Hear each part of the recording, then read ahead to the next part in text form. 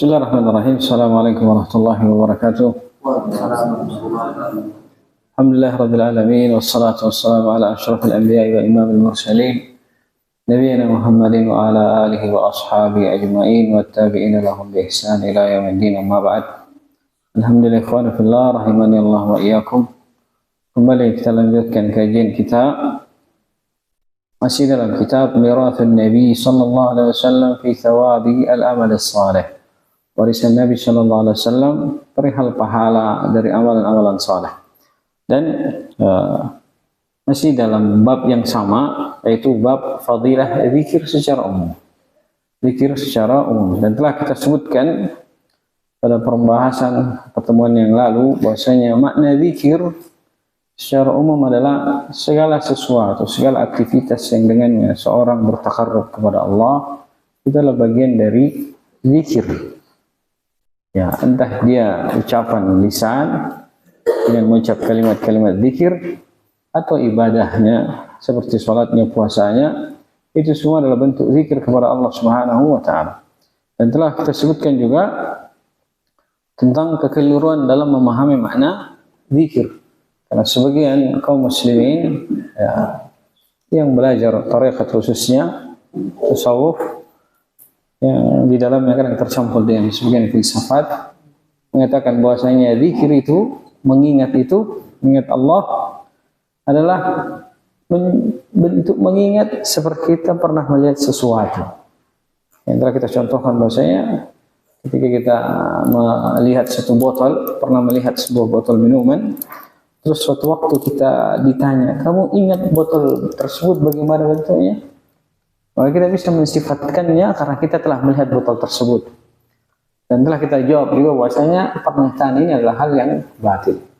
Karena menyatakan bahwasanya mengingat untuk bisa mengingat Allah, mengharuskan kita pernah melihat Allah sebelumnya, adalah hal yang batil. Pertama, karena tidak mungkinnya Allah Subhanahu wa taala dilihat selama kita masih berada di kehidupan dunia. Nabi SAW telah pertegas, ta'allamu annakum lan taraw rabbakum hatta tamut. Ketahuilah kalian sama sekali tidak akan bisa melihat Rabb kalian sampai akhirnya kalian diwafatkan oleh Allah Subhanahu wa taala. Sehingga tidak mungkin seseorang mengatakan dia berzikir atau mengingat Allah dalam keadaan dia pernah melihat Allah Subhanahu wa taala. Padahal dia masih hidup. Yang selanjutnya, dengan menyatakan bahwa mengingat Allah itu mengharuskan kita telah melihat Allah sebelumnya, itu secara tidak langsung kita telah mentasybih, menyerupakan Allah Subhanahu wa taala dengan makhluknya. Karena yang dipermisalkan adalah sebagaimana kita telah melihat suatu bentuk dari makhluk tertentu, maka di kemudian hari kita bisa mengingatnya karena kita telah melihat bentuknya. Dan Allah Subhanahu wa taala laisa kamitslihi syai'un wa was-sami'ul basir. Tidak ada sesuatu yang serupa dengan Allah Subhanahu wa taala, dan Dialah Maha mendengar dan juga Maha melihat. Dan beberapa ayat telah kita baca tentang fadilah dari zikir secara umum, ya, secara umum. Kemudian sekarang kita masuk dalam hadis-hadis, yang beberapa hadis sebutkan tentang fadilah zikir secara umum. Hadis yang pertama, an Abi Hurairah radhiyallahu taala anhu, dari Abu Hurairah radhiyallahu anhu, bahasanya beliau berkata, kana Rasulullah sallallahu alaihi wasallam, adalah Rasulullah SAW yasiru fi tariqi Makkah. Beliau dalam perjalanan menuju Makkah. Famarra ala jabalin yuqalu lahu Jumdan. Maka beliau melewati sebuah gunung yang dikenal dengan nama Jumdan. Dikenal dengan nama Jumdan. Jadi masa lalu orang melakukan perjalanan ke sana kemari semua kebanyakannya dengan jalan kaki. Paling hebatnya naik onta atau berkuda. Dan di masa lalu kita kan juga dapat kisah cerita dari Syekh Abdul Razak. Syekh Abdul Razak kata beliau, dulu kakeknya beliau rahimahullah, kakeknya Syekh Abdul Razak, beliau adalah penunjuk jalan bagi para jamaah haji. Nah, beliau selalu membawa, kebanyakan yang beliau bawa itu adalah jamaah dari negara Arab. Yang mulai dari Madinah, mereka mengantar mereka sampai Mekah. Saking seringnya beliau hafal. Sampai di akhir hayatnya kata beliau, pada suatu waktu kami menemani kakek kami dalam perjalanan dalam keadaan beliau buta, sudah buta penglihatan. Beliau bercerita dalam perjalanan, dalam sekian kilo nanti kalian akan dapati gunung ini bentuknya seperti ini. Maka mereka berjalan dan mendapati gunung dengan tanda-tanda yang persis yang beliau rahimahullah sebutkan.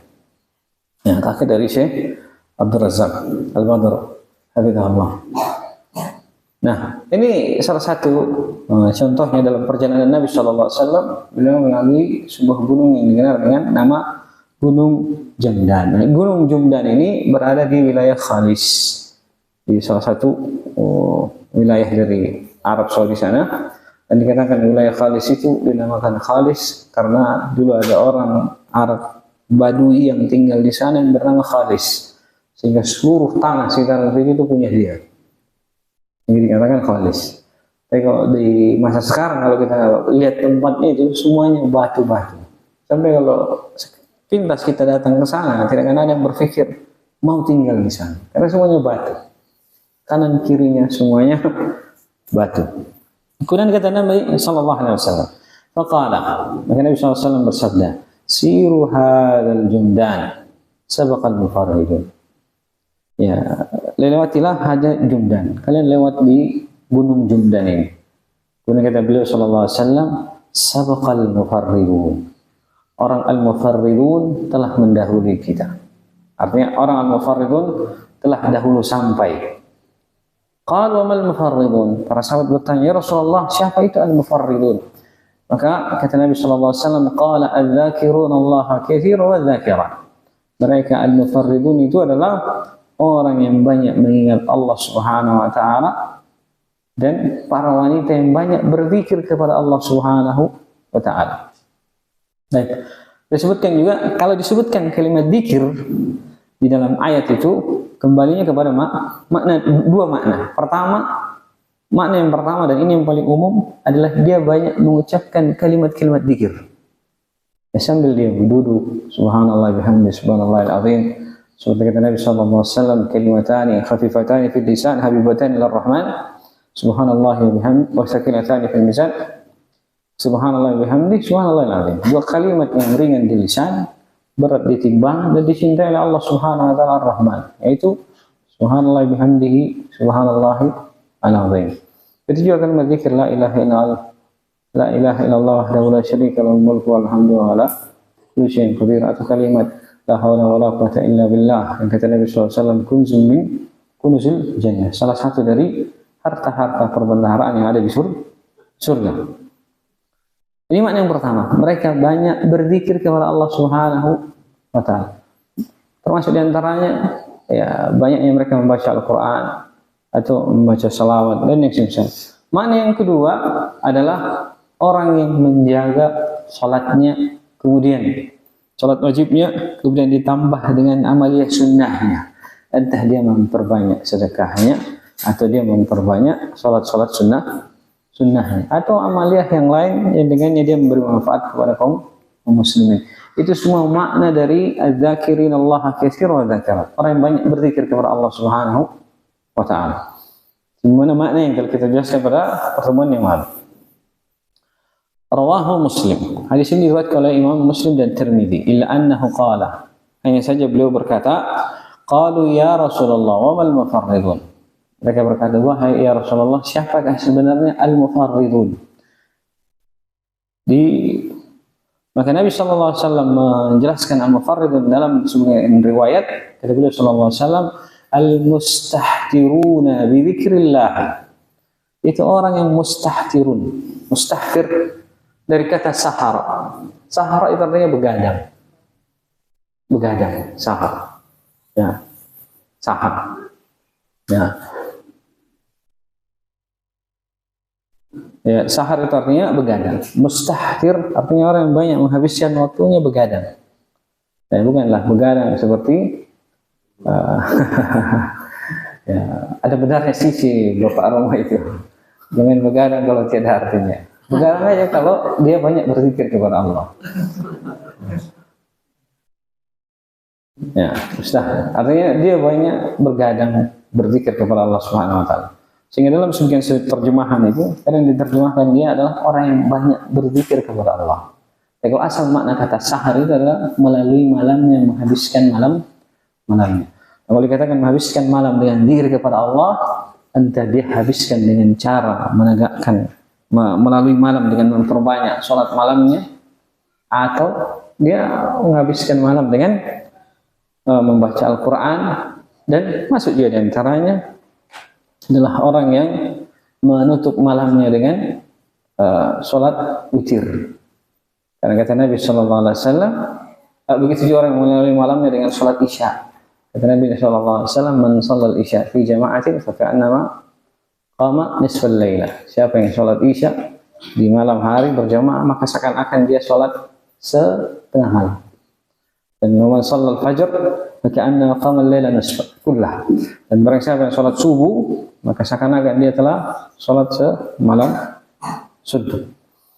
Baik, yadhkurullah, yang mereka menghabiskan waktu malamnya dengan banyak mengingat Allah Subhanahu wa taala.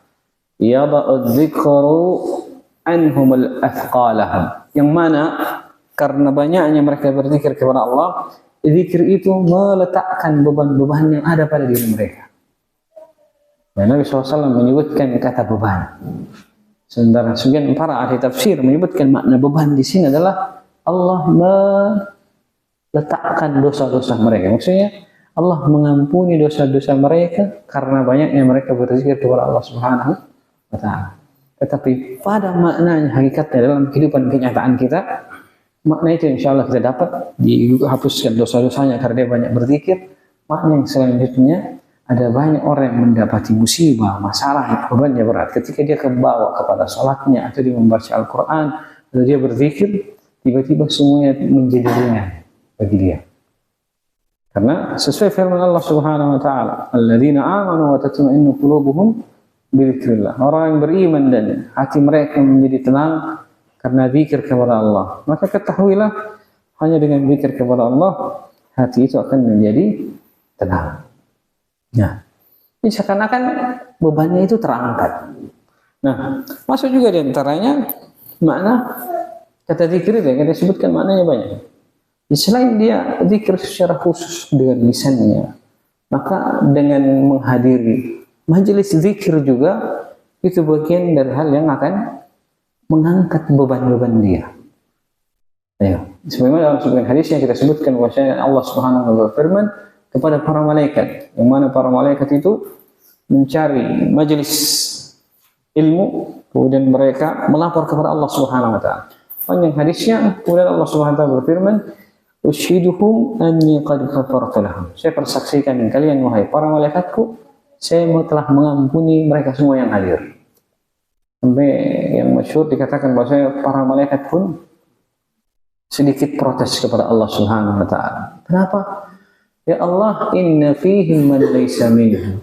Di antara mereka ada orang yang bukan dari golongan mereka. Ya, maksudnya dia datang ke majelis, datang kajian bukan untuk memang mengambil faedah, bukan cari pahala majelisnya. Cuman mungkin dia sopir dari majikannya, disuruh duduk, akhirnya ikut-ikutan duduk. Atau mungkin dia ada hajat sama kawannya, mau pinjam dulu 100 misalnya. Ikut-ikutan masuk. Siapa tahu dia lihat saya hadir kajian, wah hatinya jadi lembut. Pinjam 100-nya gampang. Misalnya, ada saja orang datang ke majelis niatnya berbeda-beda. Nah, bahkan sebagian yang kita dapati, ada sebagian datang ke majelis tujuannya adalah memata-matai. Pada akhirnya malah ikut. Ini banyak cerita dari sebagian ikhwan-ikhwan yang berlatar belakang aparat. Awalnya datang menginteli, cari tahu, ikut terjerumus sampai dapat cerita katanya dari atasannya, kamu jangan sampai terpengaruh. Katanya intelnya, gimana lagi Pak, udah terlanjur dalam. Ya gimana? Anaknya pun di sekolah sunnah. Padahal tugas awalnya cuma menginteli. Jadi suruh jangan terlalu dalam, gimana lagi udah terlanjur dalam.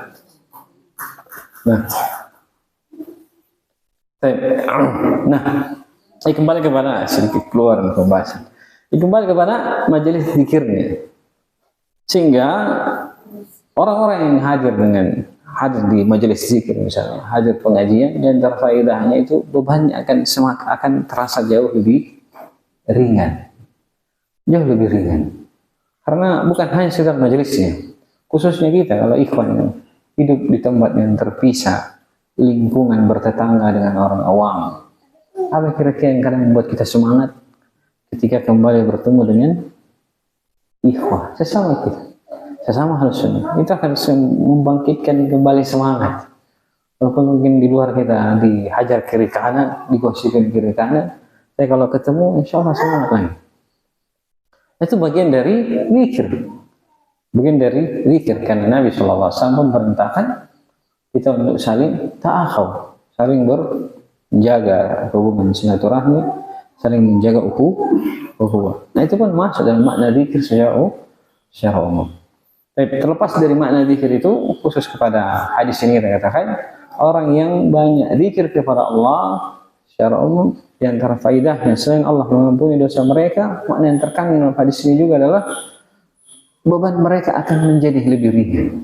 Beban mereka menjadi lebih ringan. Karena itu Nabi SAW ketika seorang tertimpa musibah misalnya, apa kalimat takziah yang diajarkan oleh Nabi SAW? Kalimat yang pertama kata beliau, inna lillahi ma akhada wa lahu ma a'ata wa kullu syai'in indahu bi ajalin musamma. Al tasbir wa tahtasib. Sesungguhnya hanya milik Allah apa yang Allah ambil, dan milik Allah apa yang Allah beri, dan semuanya telah ada ajalnya. Maka bersabar dan mengharaplah pahala. Kalimatnya apa? Yang pertama, inna lillahi ma akhada. Hanya milik Allah apa yang Allah ambil. Itu zikir tadi itu. Agar mereka ingat bahwasanya semua ini milik Allah. Itu kan bentuk mengingat Allah Subhanahu wa taala. Baik. Fayatuna Allah yaumal qiyamati khifafan. Sehingga ketika Allah Subhanahu wa taala meletakkan beban-beban mereka, maksudnya mengampuni dosa-dosa mereka, hingga akhirnya mereka datang di hari kiamat dalam keadaan enteng, ringan. Ya, ringan membawa catatan amalannya. Nah, ini hadis yang pertama. Hadis yang kedua,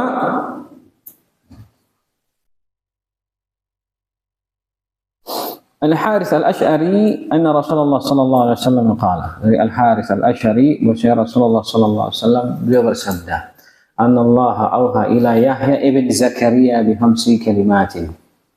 Bahwasanya Allah Subhanahu wa taala mewahyukan kepada Nabi Allah Yahya bin Zakaria dengan 5 perintah. Wa ayya'mala bihinna, dan agar ia beramal dengannya, dengan 5 perintah tersebut. Wa ya'muru bani Israil ayya'malu bihinna, dan agar ia memerintahkan Bani Israel agar beramal dengan kalimat-kalimat tersebut. Ini hadisnya panjang sebenarnya. Kita baca kelengkapannya kalau di buku yang kita punya itu hanya disebutkan syahidnya pada pembahasan kalimat zikir. Cuman hadisnya panjang, kita baca karena ada faedah yang lain di dalamnya. Kata Nabi sallallahu alaihi wasallam, "Inna Allah amara Yahya bin Zakaria bi 5 kalimatin ay ya'mala biha wa ya'mura Bani Israil ay ya'malu biha." Bahwasanya Allah memerintahkan Nabi Yahya bin Zakaria dengan 5 perintah, dan agar beliau mengerjakan perintah tersebut, dan memerintahkan kepada Bani Israel agar mereka mengerjakan perintah yang sama. Nah, kemudian wa innahu kada ayyubti'a biha. Tapi hampir-hampir beliau terlupa untuk menyampaikan perintah tersebut kepada Bani Israel. Faqala Isa, "Inna Allah amaraha bi 5 kalimatin lita'mala biha wa ta'muru Bani Israel ay ya'malu biha." Maka Isa bin Maryam, Nabi Isa sesaman dengan Nabi Yahya. Yang lebih tua adalah Nabi Isa. Karena setelah Nabi Isa, ibunya Nabi Isa, Maryam alaihissalam mendapatkan putra, barulah Nabi Zakaria berdoa melihat keagungan Allah Subhanahu wa taala.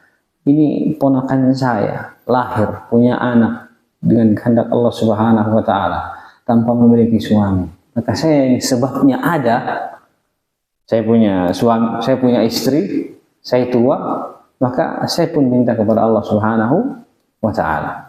walaupun dengan tanda-tanda yang beliau dapati tidak mungkin. Karena ketika Allah Subhanahu wa taala disebutkan dalam Al-Qur'an, innallaha yubashshiruka bi Yahya, bi gulamin ismuhu Yahya. Sesungguhnya Allah memberimu kabar gembira dengan seorang anak lelaki bernama Yahya. Maka beliau pun meminta uzur, bertanya kepada Allah, bagaimana bisa sementara saya sudah tua, istriku pun sudah tua. Jadi kayak kurang yakin gitu. Karena sebab-sebab istilahnya yang hissiyah itu, yang indrawi, yang dipahami secara itu tidak mungkin. Maka beliau minta kepada Allah Subhanahu wa taala, qala rabbi ij'al li ayah. Berikan saya tanda ya Allah, kalau Engkau memang mau benar kasih saya anak. Maka Allah Subhanahu wa taala pun memberikan beliau alaihissalam dengan tanda bahwasanya dia tidak akan berbicara kepada manusia. Dan seterusnya sampai Allah Subhanahu wa taala melahirkan Nabi Yahya. Nah, kondisinya Nabi Zakaria ketika itu adalah nabinya Bani Israel, pembesarnya Bani Israel di masa itu. Sehingga anaknya beliau yang menjadi nabi setelahnya pastilah yang dijadikan pemimpin oleh Bani Israel. Walaupun dalam satu masa itu kadang ada dua nabi pada Bani Israel, Cuman ketika itu yang jadi pimpinan adalah Nabi Yahya karena beliau anak dari Nabi Zakaria. Sementara Nabi Isa ketika itu karena kondisinya beliau harus lahir tanpa ayah, yang mana Bani Israel itu curiga dan membuat tuduhan-tuduhan kepada Nabi Isa, mengatakan bahwasanya ibunya Nabi Isa adalah pelacur dan yang semisalnya. Alhamdulillah. Sehingga akhirnya mereka Nabi Isa hijrah dari tempat mereka asalnya bersama dengan Nabi Yahya ketika itu. Tapi sebutlah beliau lahir di tempat yang terasing. Nah, ketika itu Nabi Isa kembali bertemu dengan Nabi Yahya karena keluarga. Nah, diingatkanlah tentang ini. Bahwasanya Allah memerintahkan kamu dengan 5 perintah. Dan agar kamu juga memerintahkan Bani Israel dengan perintah tersebut. Nah, kalau kamu tidak perintahkan, kemudian kata Nabi Isa, fa imma an ta'muruhum wa imma an amuruhum. Kalau kamu tidak perintahkan, saya akan beritahu mereka. Kalau kamu enggak perintahkan mereka, saya akan beritahu mereka. Maka kata Nabi Yahya, akhsha in sabaqtani biha ay yukhsafa bi aw udziba. Saya takut kalau kamu yang sampaikan, saya akan diazab atau dihukum oleh Allah Subhanahu wa taala. Kenapa? Karena perintah ini turun kepadaku. Nah, fajama'an nasa fi Baitul Maqdis. Maka Nabi Yahya mengumpulkan manusia di Baitul Maqdis. Famtala al-masjidu wa ta'addu ala syurfi faqala. Maka masjidnya itu penuh sampai keluar, sampai naik di atas gundukan. Maka Nabi Yahya berkata, Inna Allah amarani bi 5 kalimatin an a'malu bihinna wa amurukum an ta'malu bihinna. Sesungguhnya Allah Subhanahu wa taala memerintahkanku dengan 5 perintah agar aku mengamalkan kalimat tersebut dan kalian juga mengamalkan perintah tersebut. Awaluhunna an ta'budallaha wa la tusyriku bihi syai'a. Yang paling pertama adalah engkau menyembah Allah dan tidak mempersekutukannya dengan sesuatu apapun. Wa inna mathala man asyraka billahi kamathali rajulin ishtara abdan min khalisi malihi yadhhabu bi dhahabin aw warqin faqala hadhihi dari wa hadha amali fa'mal wa addi ilayya. Permisalan orang yang berbuat syirik, kata Nabi sallallahu alaihi wasallam, seperti seseorang yang membeli seorang budak dari hartanya yang murni, artinya khalis. Hartanya yang dijaga sumbernya, hartanya yang halal. Kemudian dia tebus dengan menggunakan emas ataupun perak. Kemudian dia berkata kepada budaknya, ini rumahku dan bekerjalah kamu di sini. Apapun yang kamu hasilkan, setorkan kepada saya. Maka fa'amal wa adda ilayya, fa kana ya'malu wa yuaddi ila ghairi sayyidihi. Fa ayyukum yarda an yakuna 'abduhu kadzalik wa inna Allah amarakum. Dan yang terjadi, si budak tersebut ternyata beramal dan dia tidak menyetorkan tugasnya kepada tuannya tapi kepada orang lain. Maka Nabi SAW, maka siapakah di antara kalian ridho dengan perbuatan budaknya?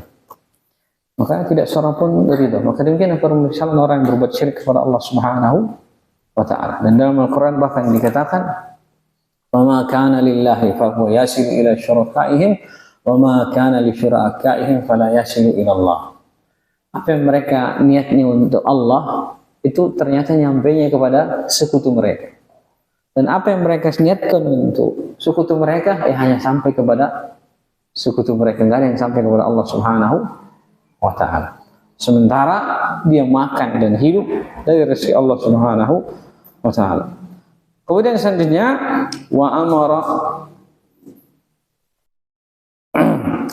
wa inna Allaha amarakum bis salati fa idza shallaitum fala taltafitu fa inna Allaha yansibu wajhahu li wajhi abdihi fi salatihi ma lam yaltafit. Dan Allah Subhanahu wa taala memerintahkan kalian untuk salat. Kalau kalian salat fala taltafitu, jangan noleh-noleh. Jangan noleh-noleh. Fa inna Allaha yansibu wajhahu li wajhi abdihi. Karena sesungguhnya Allah itu memasang wajahnya itu di depan hambanya. Di salati malam yaltafit, selama dia tidak menoleh. Nah, pada hadis ini kita berfaedah bahwasanya Bani Israil juga diperintahkan salat, dan ketika salat Allah Subhanahu wa taala itu berada di hadapan seorang hamba. Ini sesuai dengan sabda Nabi sallallahu alaihi wasallam. Kata Nabi sallallahu alaihi wasallam, ketika seorang di antara kalian salat dan dia ingin busak, meludah, kata Nabi sallallahu alaihi wasallam, fala yabzuq qibala wajhihi. Jangan dia meludah ke arah depannya. Fa inna Allaha qibala wajhi. Karena sesungguhnya Allah itu ada di arah depannya dia. Walakin ayyasarihi aw tahta qadamihi yusra.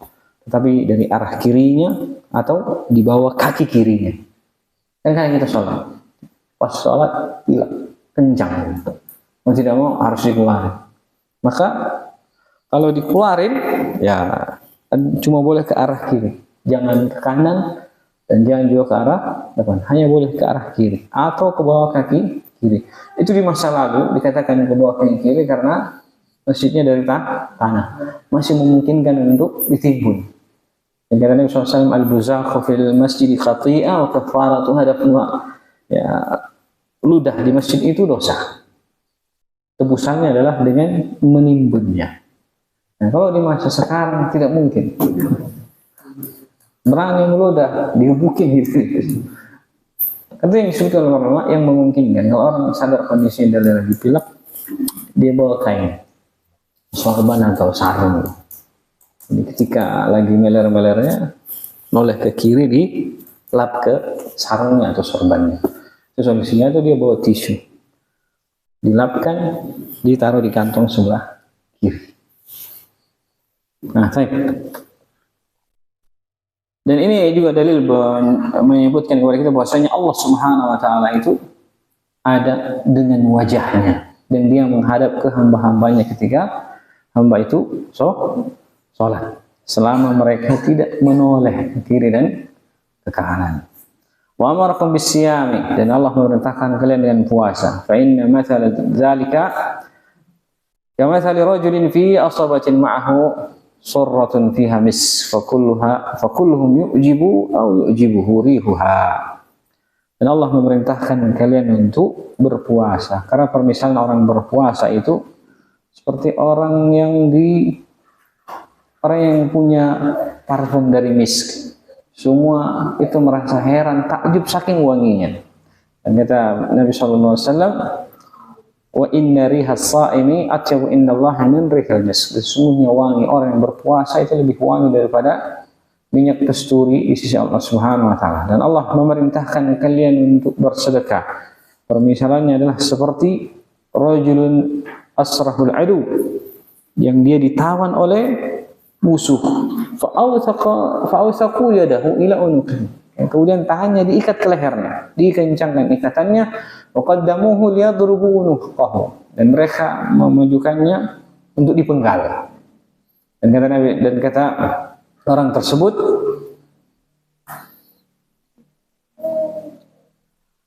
ana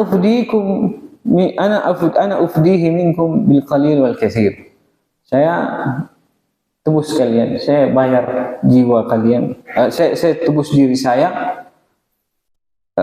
agar kalian membebaskan saya dengan harta entah banyak maupun sedikit ataupun banyak. Maka dia pun menebus dirinya. Dan inilah kata Nabi SAW permisalan sedekah. Orang yang bersedekah itu seperti orang yang menebus dirinya dari api neraka. Kemudian selanjutnya yang terakhir yang menjadi syahid dari hadis ini, wa amarakum an tadhkurullaha fa inna mathala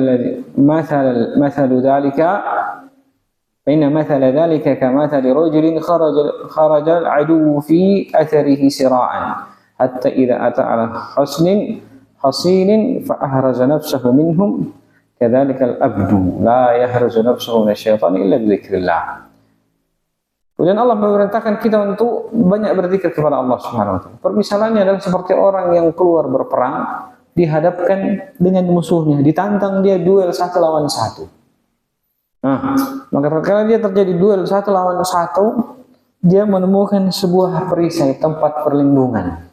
Yang dengannya dia bisa terlindung dan terjaga dari musuhnya.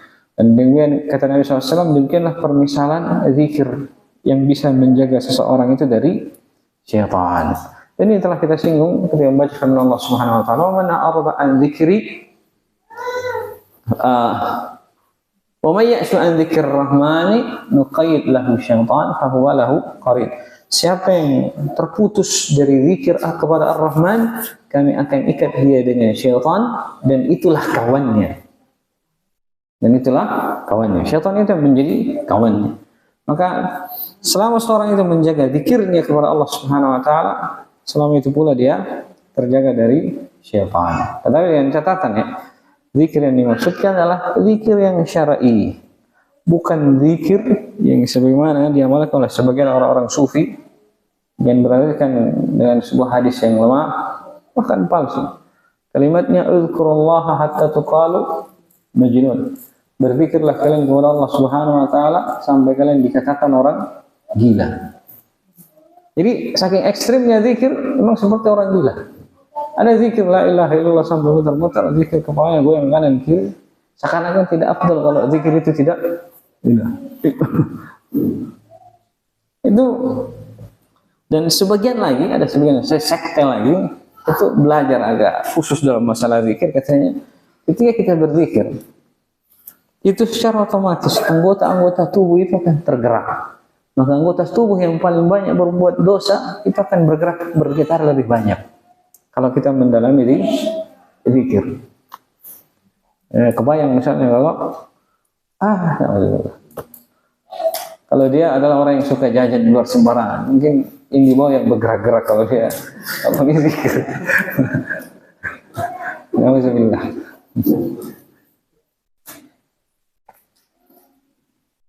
Baik. Hadis yang selanjutnya,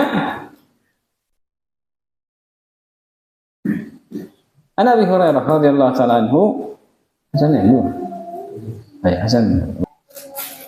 Baik, hadis selanjutnya, An Abi Hurairah radhiyallahu taala anhu, qala Nabi sallallahu alaihi wasallam, dari Abu Hurairah radhiyallahu taala anhu bahwa Nabi sallallahu alaihi wasallam bersabda, yaqulullahu taala, ana inda dhanni abdi bi. Saya sesuai dengan persangkaan hamba. Maksudnya, kalau dia berprasangka baik, baginya apa yang dia sangkakan. Dan kalau dia berprasangka selain yang baik tersebut, maka baginya apa yang dia sangkakan. Baginya apa yang dia sangkakan. Dikisahkan Nabi SAW pernah menjenguk orang yang sakit. Dan Nabi SAW mengatakan kepada orang yang sakit, la ba'sa tahurun insyaallah.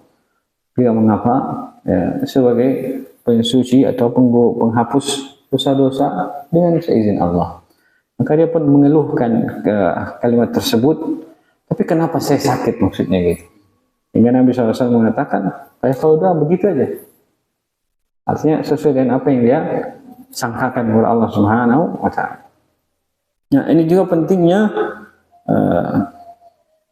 dan ini salah satu pintu. Ada pintu kebaikan yang paling besar selama seorang itu masih punya sangkaan baik kepada Allah Subhanahu wa taala, maka hidupnya akan selalu baik. Nah, karena sangkaan baik itu sendiri sebenarnya adalah bagian daripada doa dia kepada Allah Subhanahu wa taala. Dan kata Allah Subhanahu wa taala berfirman, "Wa ana ma'ahu idza dzakarani, fa in dzakarani fi nafsihi dzakartuhu fi nafsi." Dan saya bersamanya, senantiasa bersamanya. Maksudnya kebersamaan Allah Subhanahu wa taala, kata Nabi SAW, "Wa ana ma'ahu idza dzakarani." dan saya senantiasa bersamanya kalau dia mengingatku. Kalau dia mengingatku. Maksudnya kebersamaan Allah Subhanahu wa taala dalam artian ilmu dan pengawasan Allah Subhanahu wa taala yang menunjukkan dekatnya pertolongan Allah Subhanahu wa taala kepada dirinya. Ya, kepada dirinya, bukan ma'iyah yang sifatnya zatiyah. Sebagaimana yang dipahami oleh sebagian orang-orang sebagian besar kaum muslimin bahkan. Bahwasanya kebersamaan Allah Subhanahu wa taala kebersamaan yang sifatnya zatiyah, dan ini adalah makna yang batil. Kebersamaan Allah Subhanahu wa taala kepada hamba ialah kebersamaan dari sisi ilmu dan pengawasan. Idza dzakarani, syaratnya kalau dia mengingatku. Dan mengingat Allah Subhanahu wa taala ini salah satu di antaranya karena kondisinya yang pertama sesuai dengan sangkaannya. Jadi ketika dia mendapati sesuatu misalnya, dia bersangka baik kepada Allah, maka dia telah berzikir kepada Allah Subhanahu. Sangkaan baiknya itulah bagian dari bentuk maya Allah Subhanahu wa taala kepada dirinya. Bentuk kebersamaan Allah Subhanahu wa taala kepada dirinya. Sehingga dia bisa tetap berbaik sangka, bisa tetap mencari pahala dari apa yang mungkin menimpa dirinya. Fa in dzakarani fi nafsihi dzakartuhu fi nafsi. Kalau dia mengingatku pada dirinya, maksudnya kata para ulama dalam keadaan bersendirian dia mengingat Allah, maka Allah pun akan mengingat dia, menyebut dirinya dalam keadaan Allah bersendiri, tidak di hadapan makhluk yang lainnya. Wa in dzakarani fi mala'in dzakartuhu fi mala'in khairum minhu. Kalau dia mengingatku di kumpulan orang, maksudnya dalam keadaan berjamaah, maka aku pun akan menyebut dirinya di kumpulan makhluk yang lebih baik dari mereka. Maksudnya di hadapan para malaikat. Bagaimana disebutkan di antaranya dalam fadilah orang yang hadir di majelis ilmu, wa dzakarahumullahu fi man indah. Allah menyebut mereka di sisi makhluk yang ada bersama Allah Subhanahu wa taala. Ini salah satu bentuk tafsir dari makna hadis ini. Wa in dzakarani fi mala'in, kalau dia mengingatku dalam sebuah berjamaah, salah satu bentuknya adalah majelis. Dzakartuhu fi mala'in khairum min. Saya akan menyebut dia di makhluk di kalangan makhluk yang lebih baik daripada mereka. Tafsirannya sebagaimana hadis fadilah tentang orang yang hadir di majelis ini, yaitu wa dzakarahumullahu fi man indah. Allah menyebut mereka di hadapan para malaikatnya. Ya, sebagai gambaran, kita kalau disebut nama kita di hadapan pejabat misalnya, itu disebut namanya di hadapan Pak Jokowi lah. Pak Jokowi, saya punya teman namanya Fulan bin Fulan. Saya selalu satu kajian misalnya. Oh ya, baik temanmu berarti. Sampai kabar bahwa saya Pak Jokowi nyebut kita baik aja. Gimana bangganya? Wah, ternyata presiden sebut saya, katanya saya baik. Lalu bagaimana dengan Allah Subhanahu wa taala? Maka jangankan Pak Jokowi, disebut nama kita di kantor camat, dipuji-puji itu luar biasa. Ada warga di situ, oh baik dia perilakunya. Terkenal di kantor camat, padahal bukan siapa-siapa. Nah, kemudian selanjutnya, wa in taqarraba ilayya bi shibrin taqarrabtu ilayhi dhira'a. Kalau dia mendekat kepadaku dengan satu langkah, saya akan mendekat kepadanya dengan satu hasta. Satu shibr itu satu lengan gitu. Satu dhira' itu sampai siku. Saya akan mendekat kepadanya satu siku. Wa in taqarraba ilayya dhira'an taqarrabtu ilayhi ba'a. Kalau dia mendekatkan diri kepadaku sebanyak satu hasta, saya akan mendekatkan diri kepadanya satu jengkal. Wa in atani yamshi ataituhu harwala. Kalau dia datang kepadaku dengan keadaan berjalan, saya akan mendatanginya dalam keadaan berlari-lari kecil. Ya, maksudnya apa? Agar kita pahami, semua upaya kita untuk mengingat Allah, berzikir kepada Allah, melakukan ketaatan kepada Allah, tidak ada satupun yang Allah balas dengan balasan yang sama. Pasti Allah balas jauh lebih baik. Ya, secara umum saja Nabi SAW menyebutkan kepada kita tentang pahala membaca Al-Quran. Kata beliau, wala aqulu alif lam mim harf. Saya tidak mengatakan alif lam itu harf, tetapi alif itu satu huruf. Tapi alif itu satu huruf, lam satu huruf, mim satu huruf. Yang kalau satu huruf itu bernilai 10, maka dengan alif lam mim seorang mendapatkan 10 kebaikan. Tidak ada yang Allah balas dengan sama rata. Semuanya dibalas dengan fadilah dan karunia Allah Subhanahu wa taala. Yang Allah balas dengan balasan yang setimpal rata hanya perbuatan maksiat Allah maksiat kepada Allah Subhanahu wa taala. Itu pun kata para ulama sebenarnya bukan karena setimpalnya, tetapi karena keadilan Allah Subhanahu wa taala. Keadilan Allah Subhanahu wa taala. Yang namanya adil itu sesuai dengan proporsinya. Sesuai proporsinya. Satu contoh misalnya. Satu kejadian, ada orang berkendaraan berbarengan mengalami satu kecelakaan. Nauzubillah, kita berlindung dari kejadian itu. Mengalami satu kecelakaan. Kenapa ada yang meninggal, ada yang selamat? Padahal musibah yang menimpa sama. Kenapa?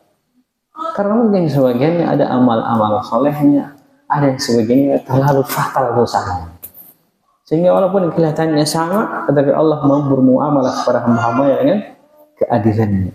Sehingga diberilah hukuman yang adil bagi orang yang zalim, dan orang yang punya kebaikan pun akan dibalas dengan kebaikannya. Nah, hadis yang selanjutnya kita selesaikan babnya. Dari Abu Darda radhiyallahu anhu, bahwasanya Nabi sallallahu alaihi wasallam bersabda, "Ala unabbiukum bi khairi a'malikum wa azkaha inda malikikum wa arfa'aha fi darajatikum." Maukah kalian kabarkan tentang amalan kalian yang paling baik, yang paling suci di sisi raja kalian, maksudnya pemilik kalian itu Allah Subhanahu wa taala. Wa arfa'aha fi darajatikum, dan yang paling bisa meninggikan derajat kalian. Wa khairul lakum min infaqid dhahab wal waraq, dan jauh lebih baik bagi kalian daripada berinfak dengan emas dan perak. Wa khairul lakum min an tulqu aduwakum fatadribu a'naqahum wa yadribu a'naqakum, dan bahkan lebih baik daripada kalian bertemu musuh kalian di medan peperangan, kemudian kalian membunuh mereka atau kalian dibunuh oleh mereka. Qalu bala ya Rasulullah. Ya Rasulullah, ajari kami hal tersebut. Amalan yang paling baik, kata Nabi sallallahu alaihi wasallam, mengalahkan sedekah bahkan jihad. Ya, bertemu musuh kemudian kita berperang, ini kan jihad. Kemudian berinfak dan emas dan perak, sedekah. Dan disebutkan yang paling bisa meninggikan derajat kalian. Apa kata Nabi SAW? Qala zikrullahi ta'ala, yaitu kalian zikir kepada Allah Subhanahu wa ta'ala.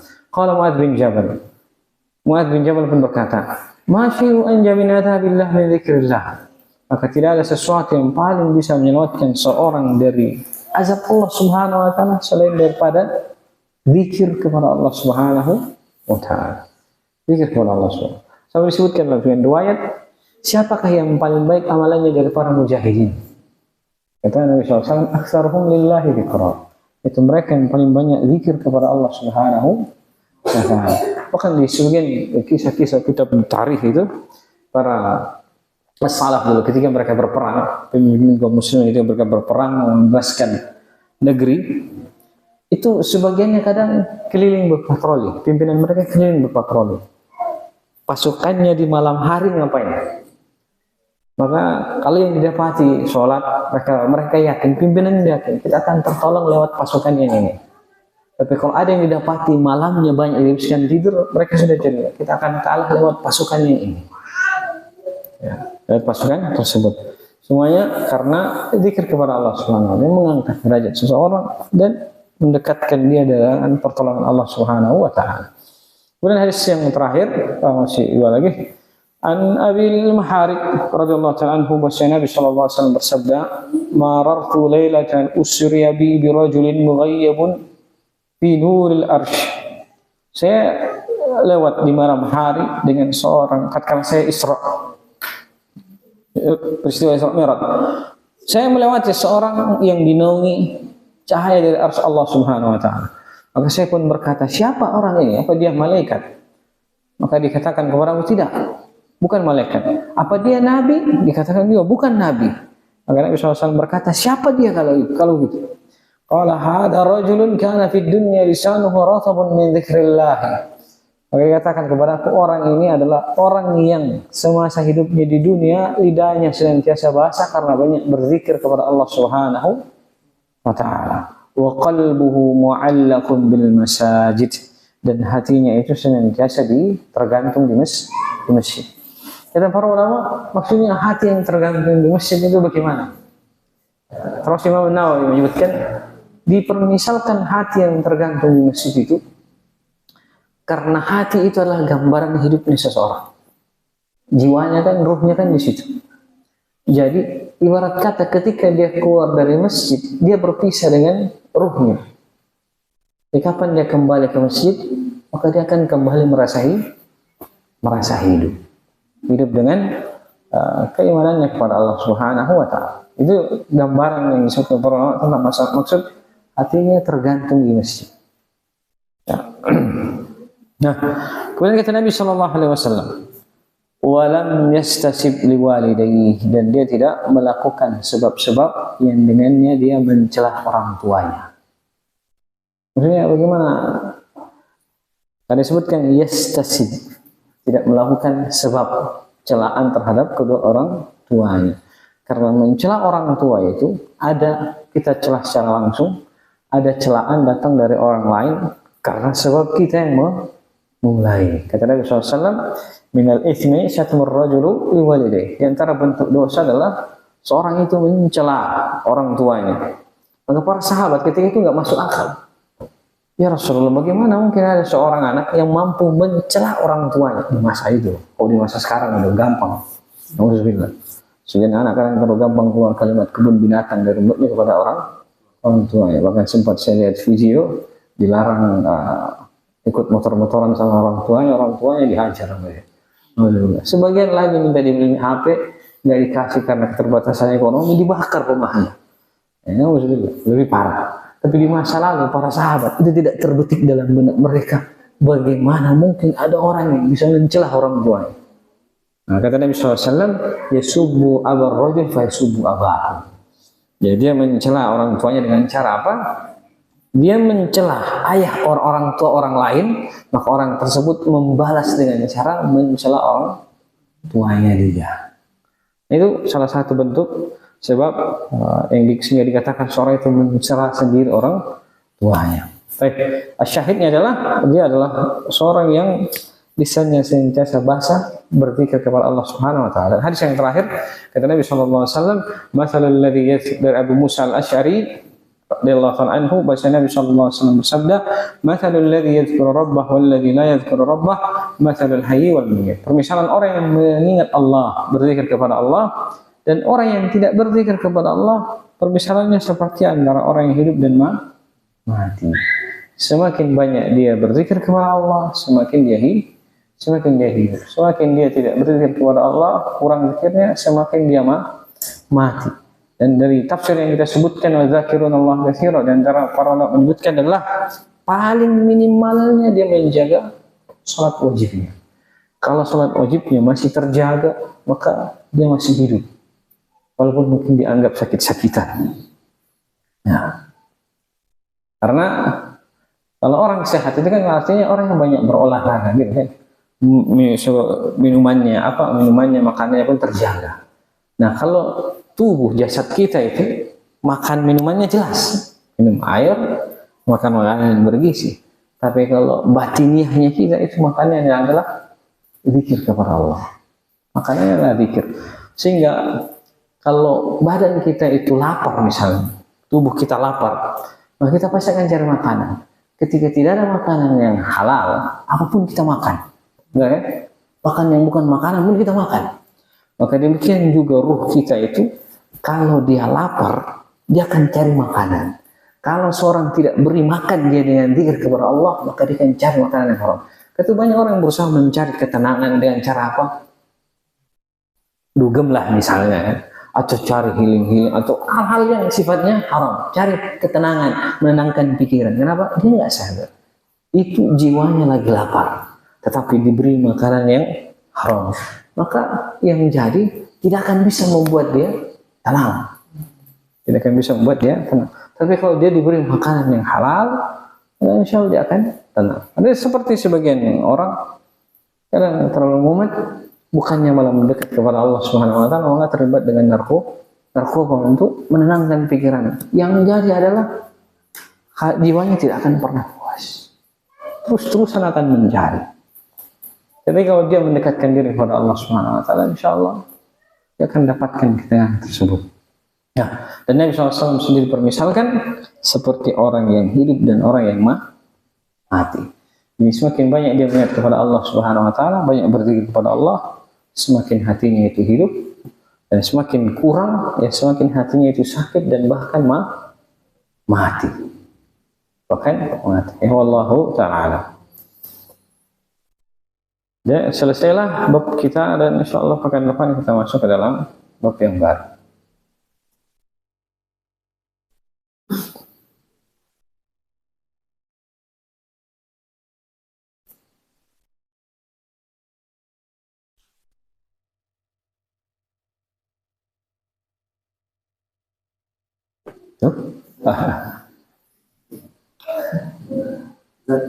Ketika kita berbuat dosa, kan kita yakin bahwa wah nanti akan ada balasan nanti ya, ada ajar misalkan ya, tahu aku bakal dapat ajar.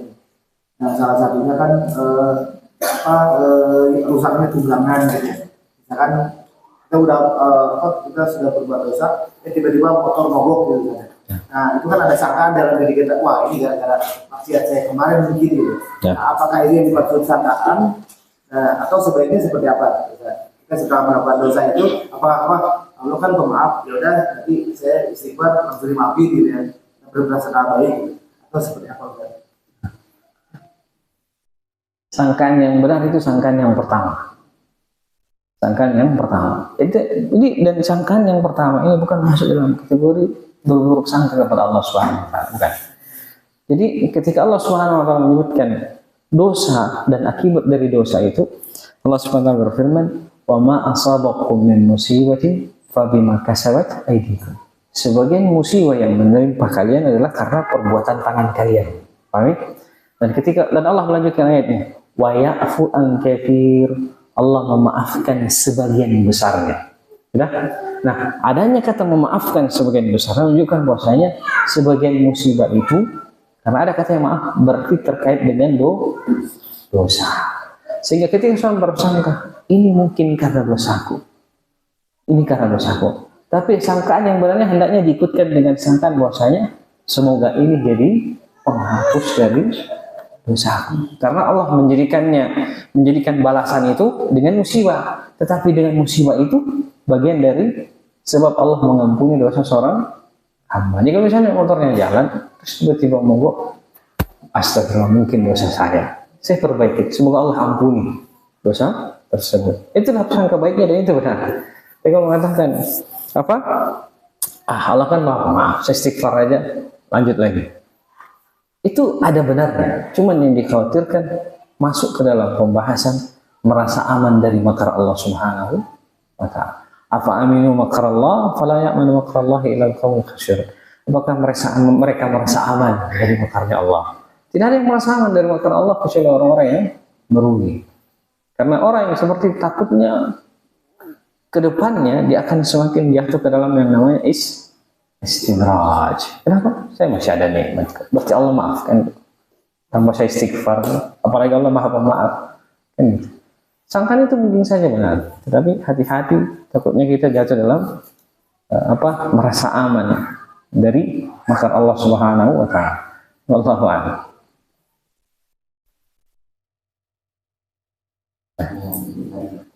Sangkaan baik itu adalah doa. Misalnya kita berarti di hati kita Allah pengen umroh, cuman terbersih deh. Berarti itu adalah doa. Tapi ya sebagaimana kita tahu kan doa harus diucapkan. Cara itunya gimana? Nah, bersangka baik itu bagian dari doa ya benar. Jadi doa itu secara umum ada dua bentuknya. Satu doa ibadah, satu doa masalah. Doa ibadah adalah seluruh ibadah yang kita kerjakan itu adalah doa. Paham? Kita sholat. Kenapa kita sholat? Apa yang kita harapkan dengan sholat? Ya, supaya saya dapat pahala, selesaikan kewajiban saya masuk surga. Itu doa. Itulah doanya dia. Hanya tidak diucapkan. Kan gitu. Kenapa sih puasa? Dia mengharapkan fadilah yang Allah berikan kepada orang yang puasa. Itulah doanya dia. Walaupun tidak diucapkan. Maka masuk dalam bab ini sangkaan baik. Karena sangkaan itu bagian dari ibadah. Jadi sangkaan kepada Allah adalah bentuk doa yang tidak diucapkan. Nah, walaupun kalau dia ucapkan itu meminta secara langsung, itu pun lebih dicintai oleh Allah Subhanahu wa Ta'ala. Karena Allah Subhanahu berfirman, "Ud'uuni astajib." Minta kalian, saya akan beri. Dan Allah celah orang-orang yang tidak mau minta kepada Allah, "Innal ladzina yastakbiruna an ibadati sayadkhuluna jahannama dakhirin." Orang-orang yang menyombongkan diri dari meminta kepada aku, saya akan masukkan mereka ke dalam neraka jahanam dan dalam keadaan terhina. Jadi sangkaan baik itu bagian daripada doa. Cuman biar lebih mantap, minta langsung lagi. Ya Allah a'lam. Baik.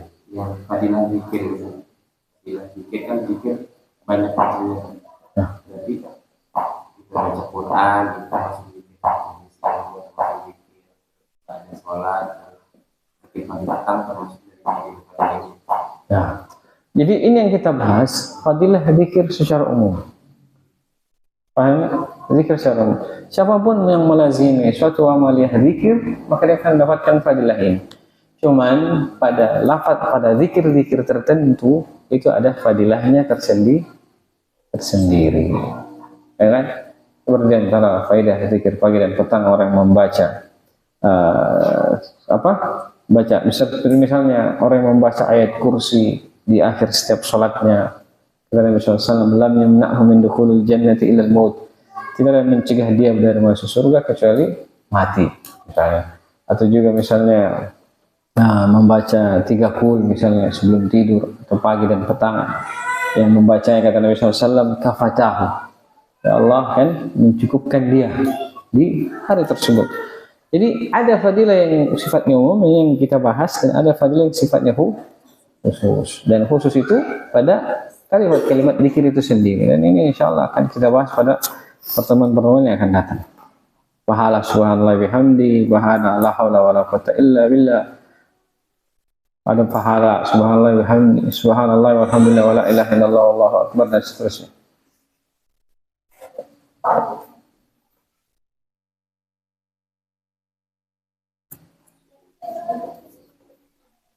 Coba.